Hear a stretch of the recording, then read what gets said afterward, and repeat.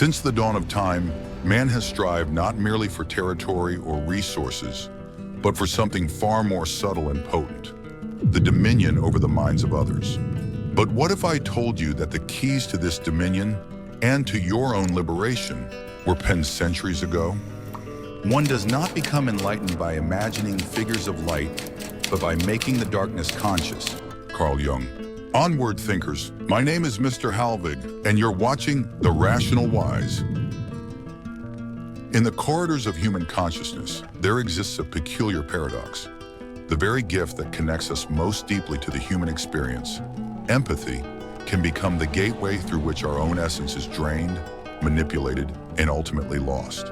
Carl Jung, the master of the unconscious mind, understood this dark truth better than most. He recognized that empathy, when unconscious and unrefined, becomes not a bridge to understanding, but a trap that ensnares the soul. You see, the empathic individual stands at the crossroads of two worlds, the visible realm of conscious interaction and the invisible realm of psychic contagion. Without proper discernment, without the wisdom that comes from making the darkness conscious, the empath becomes what Jung would call a wounded healer, someone who absorbs the pain of others without the knowledge to transmute it. Today, we embark on a journey into the depths of Jungian psychology to uncover 7 warning signs that reveal when your empathy has become a vulnerability. This is not merely a list of characteristics. This is a manual for psychological sovereignty. Prepare yourself, for the knowledge you are about to receive will illuminate the shadows of your own psyche and reveal the mechanisms by which others may unconsciously exploit your gift.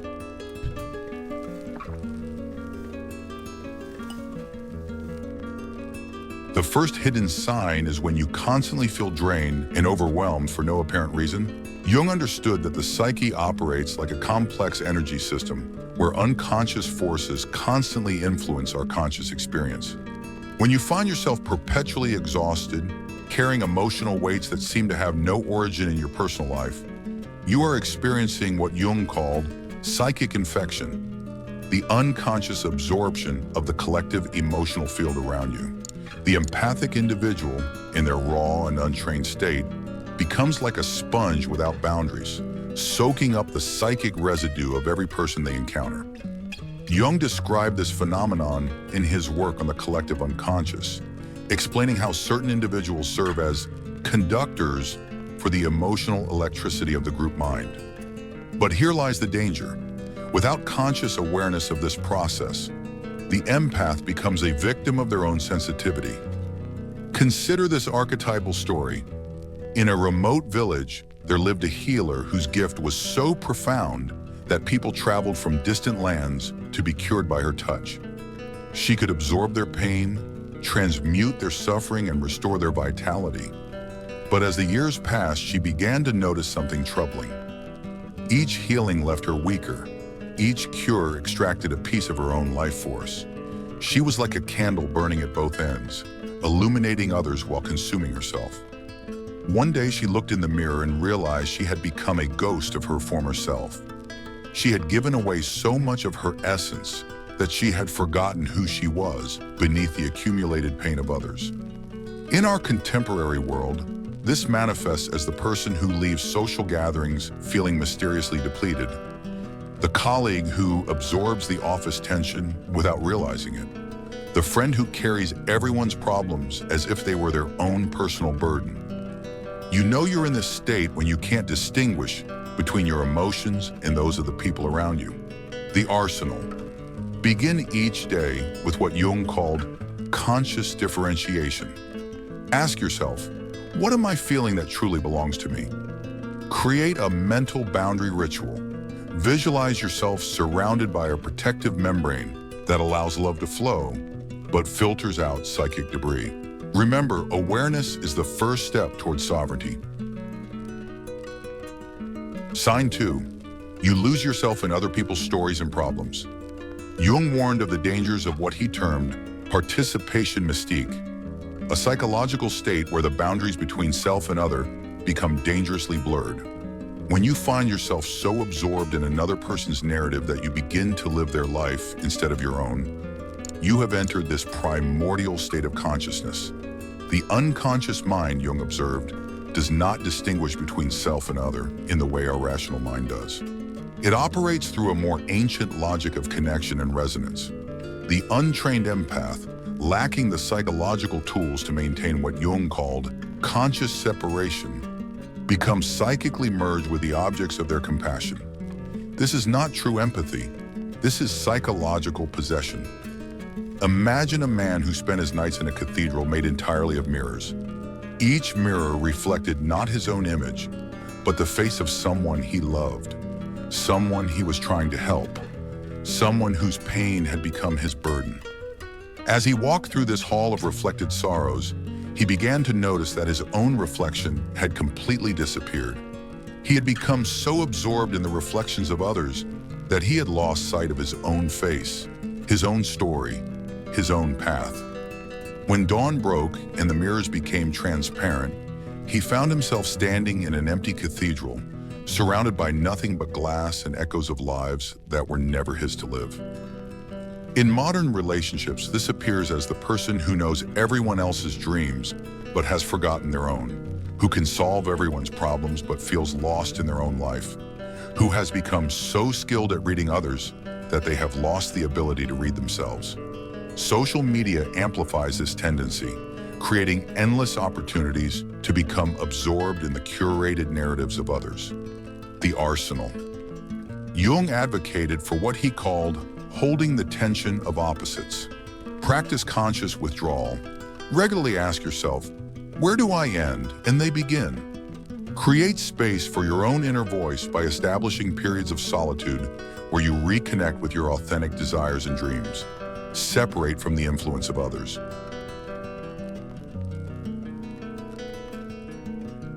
Sign 3. You attract people who constantly need saving or fixing. Jung identified a powerful archetypal pattern he called the savior complex, an unconscious compulsion to rescue others that often masks a deeper need to avoid confronting one's own inner darkness. When you consistently attract people who present themselves as victims or who seem incapable of managing their own lives, you are operating from this unconscious pattern. The shadow aspect of empathy, Jung explained, is the secret narcissistic satisfaction that comes from being needed, from being the one who understands, from being indispensable to others' emotional survival. This creates what Jung termed a negative symbiosis, a relationship dynamic where both parties remain trapped in roles that prevent authentic growth and individuation. There was once a woman who lived beside a deep rushing river. Every day people would come to her, claiming they were drowning and begging her to throw them a rope. Being compassionate, she would always comply, pulling them to safety on her side of the bank. But as months turned to years, she began to notice something peculiar. The same people kept returning night after night, claiming to be drowning in the same waters. She realized with horror that they had never learned to swim, and worse, they had no desire to learn. They preferred the drama of drowning to the responsibility of swimming, and she, in her need to be needed, had become complicit in their elaborate performance of helplessness. Today, this manifests as the person who becomes a magnet for energy vampires, narcissists, and perpetual victims. These individuals unconsciously seek out empaths because they recognize someone who will absorb their pain without requiring them to take responsibility for their own growth. The empath, driven by unconscious guilt and the savior archetype, continues to enable this dynamic while slowly losing themselves in the process. The arsenal. Jung emphasized the importance of conscious suffering, allowing others to experience the natural consequences of their choices. Practice what he called cruel compassion. Love people enough to let them struggle with their own demons. Set clear boundaries about what you will and will not absorb from others. Sign 4. You feel guilty when you're not helping someone. Jung understood that guilt, particularly unconscious guilt, often serves as a prison that keeps us trapped in patterns that do not serve our highest development. When you experience persistent guilt, whenever you focus on your own needs, or when you're not actively engaged in helping others, you are operating from what Jung called a shadow-possessed state of consciousness. This guilt often stems from early conditioning, that equated your worth with your usefulness to others. Jung recognized that many empaths carry what he termed ancestral guilt, the unconscious burden of generations who taught that self-care was selfish and that personal happiness was somehow a betrayal of those who suffer. This creates a psychological prison where the empath becomes addicted to their own sacrifice. Picture this archetypal scene: a lighthouse keeper who had devoted his entire life to guiding ships safely to shore. Night after night, he tended his light, ensuring that no vessel would be lost in the treacherous waters. But over the years, the constant vigilance began to consume him. He could not rest, could not sleep deeply, could not enjoy a simple meal without scanning the horizon for ships in distress. One evening, as he sat down to eat a quiet dinner, he saw his own reflection in the window, hollow-eyed, gaunt, more ghost than man. He realized that in his devotion to saving others, he had shipwrecked his own soul upon the rocks of endless service. In contemporary life, this appears as the person who cannot enjoy vacation without feeling guilty about those left behind, who apologizes for having needs, who feels selfish for pursuing personal dreams or happiness. This guilt becomes a manipulation tool that others can use to keep the empath trapped in cycles of service and sacrifice. The arsenal. Jung spoke of the importance of what he called individuation, the process of becoming who you truly are, rather than who others need you to be. Practice conscious selfishness. Deliberately engage in activities that bring you joy without serving others. Recognize that your well-being is not optional. It's essential for authentic service. If you're enjoying the content, don't forget to hit the like button. It helps more than you think. Now let's continue. We have established the fundamental pillars of unconscious empathy: the exhaustion, the loss of boundaries, the attraction to those who cannot be saved, and the guilt that keeps you imprisoned in cycles of sacrifice. You have learned to recognize when your gift becomes your burden, when your sensitivity becomes your trap. But this is merely the surface of Jung's deeper revelation. What we are about to explore ventures into the realm of the archetypal, the ancestral, and the profoundly transformative. The remaining signs reveal not just how your empathy makes you vulnerable, but how it can become the very mechanism of your individuation, your journey toward psychological wholeness. Prepare yourself, for we now descend into the depths where empathy meets shadow, where compassion encounters its own darkness. Sign 5. You experience intense physical symptoms in certain environments or around specific people.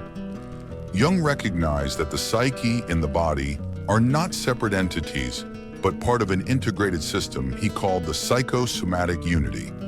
When you experience unexplained physical symptoms, headaches, nausea, sudden fatigue, or even pain in the presence of certain individuals or in specific environments, you are encountering what Jung termed archetypal constellations that your body recognizes before your conscious mind does. The empathic individual, Jung observed, possesses what he called somatic intuition, the body's ability to detect psychic disturbances in the field of consciousness. However, when this gift operates unconsciously, it becomes a source of suffering rather than wisdom. Your physical form becomes a barometer for the psychological weather around you, but without conscious interpretation, these signals create confusion and distress. The soul does not flourish in temples built of ghosts. Consider the story of a master craftsman who had devoted his life to creating exquisite musical instruments. Each violin, each cello that emerged from his workshop carried with it not just beautiful sound, but the emotional residue of its creation. One day he noticed something extraordinary. When he worked on an instrument destined for a troubled musician, his hands would cramp and his back would ache. When crafting for a joyful performer, his body felt light and energized.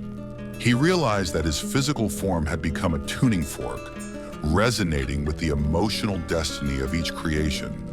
But this gift came with a price. He had to learn to distinguish between the messages his body was receiving and his own authentic physical state. In our modern world, this manifests as the person who gets sick after visiting certain relatives, who experiences mysterious symptoms in toxic work environments, or who feels physically drained after encounters with particular individuals. Your body is attempting to communicate what your conscious mind might be refusing to acknowledge about the energetic reality of your relationships and environments. The arsenal. Jung advocated for what he called somatic awareness, the conscious relationship with your body's wisdom. Keep a symptoms journal, noting physical changes in relation to people and places. Learn to trust your body's intelligence as a source of information about psychological realities that your mind might be denying. Sign 6. You find yourself taking on the mannerisms, emotions, or even accents of people you spend time with. Jung identified a phenomenon he called psychological contagion, the unconscious mimicry of others that occurs when the ego boundaries are insufficiently developed. When you notice yourself unconsciously adopting the speech patterns, emotional states, or behavioral characteristics of those around you, you are experiencing what Jung termed identification, a primitive psychological mechanism that dissolves the distinction between self and other. This is not the natural empathy that allows us to understand others. This is the unconscious merger that Jung warned could lead to what he called loss of soul. The untrained empath becomes like a psychological chameleon, constantly shifting to match their environment. But in doing so, they lose connection to their own authentic essence. Jung wrote of a patient who described herself as living in a house of masks. Each room contained a different persona: the dutiful daughter, the competent professional, the understanding friend, the passionate lover. She moved from room to room, putting on the appropriate mask for each encounter. But late at night, when she returned to her own chamber, she would look in the mirror and see only a blank face staring back.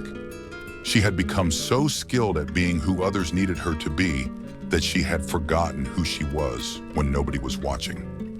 In contemporary terms, this appears as the person who speaks differently depending on their social group, who finds their mood completely determined by the emotional climate around them, or who realizes they have no consistent personality when alone. Social media exacerbates this tendency, creating pressure to constantly adapt one's persona to different audiences and contexts. The arsenal. Jung emphasized the importance of what he called conscious personality, the deliberate cultivation of consistent character traits regardless of external pressure.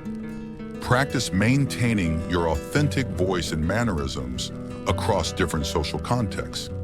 Regular solitude helps you reconnect with your core identity beneath the adaptive layers. Sign 7. You have a compulsive need to understand and explain other people's behavior, especially when they hurt you.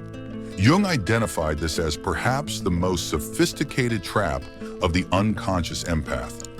The intellectual addiction to psychological analysis that serves as a defense against authentic emotional response. When you find yourself compulsively trying to understand, excuse, or psychoanalyze those who harm you, you are engaging in what Jung called rational resistance, the use of understanding as a way to avoid the natural emotional consequences of others' actions. This pattern reflects what Jung termed the shadow of empathy, the unconscious belief that if you can understand someone deeply enough, you can control or change them. It represents a form of psychological grandiosity disguised as compassion. The empath becomes addicted to the role of the wise analyst, the one who sees deeper than others, while remaining trapped in relationships and situations that do not serve their highest good. Jung once described a recurring dream reported by many of his patients.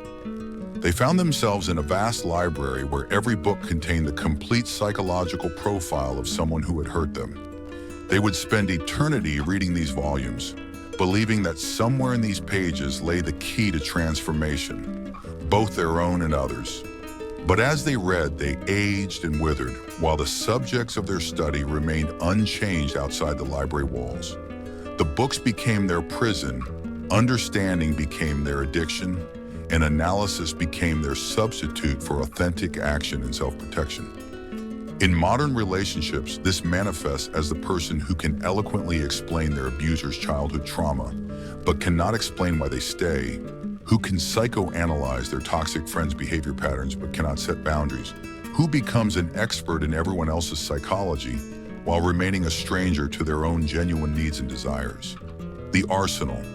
Jung emphasized the difference between understanding and wisdom. Practice what he called conscious non-understanding, the willingness to accept that some people's behavior does not require your analysis or comprehension. Focus your psychological insight on your own patterns and responses, rather than on fixing or explaining others.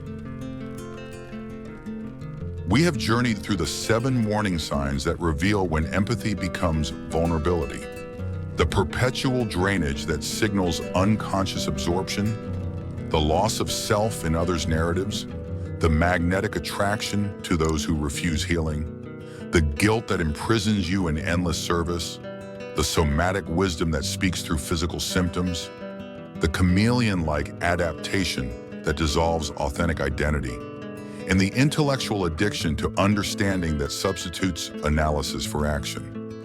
Each of these signs points to the same fundamental truth that Jung spent his lifetime illuminating. Consciousness is the key to transformation. Your empathy, when unconscious, becomes a gateway for psychological possession, manipulation, and the gradual erosion of your authentic self. But when brought into the light of awareness, this same gift becomes your greatest tool for individuation. The process of becoming fully yourself while maintaining deep connection to others. Jung understood that true empathy is not the unconscious merger with others' pain, but the conscious choice to feel deeply while maintaining the sovereignty of your own psyche. It is not the compulsive need to save others, but the wisdom to know when helping harms and when love requires letting go. It is not the loss of self in service to others, but the discovery of self through conscious relationship. Empathy is not salvation, it is a threshold. This knowledge carries with it a profound responsibility. You now possess the tools to recognize when your gift has become your trap, when your sensitivity has been weaponized against you, when your compassion has been corrupted into compulsion. But knowledge without action is merely intellectual entertainment. The question now becomes, what will you do with this awareness? Jung warned that consciousness is a double-edged sword. It can liberate or it can burden, depending on how we choose to wield it. Use this understanding not to build walls around your heart, but to build doors, openings that you can choose to open or close based on conscious discernment rather than unconscious compulsion. Let me know what you think in the comments. I read every single one. And of course, subscribe for more high-value content. Remember, your empathy is not a weakness to be overcome, but a strength to be refined. You are not meant to become hard or cynical, but conscious and sovereign. The world needs your gift, but it needs it expressed through the clarity of self-knowledge rather than the confusion of unconscious absorption. May your journey towards psychological sovereignty illuminate not only your own path, but serve as a beacon for others who struggle with the burden of feeling too much in a world that often feels too little. May you learn to love deeply while walking in your own light, to serve others while honoring your own essence, to feel the pain of the world without losing yourself in its darkness. The unconscious is vast and mysterious, but consciousness, your consciousness, is the compass that will guide you through its depths toward the integration of your complete self. Onward, thinkers.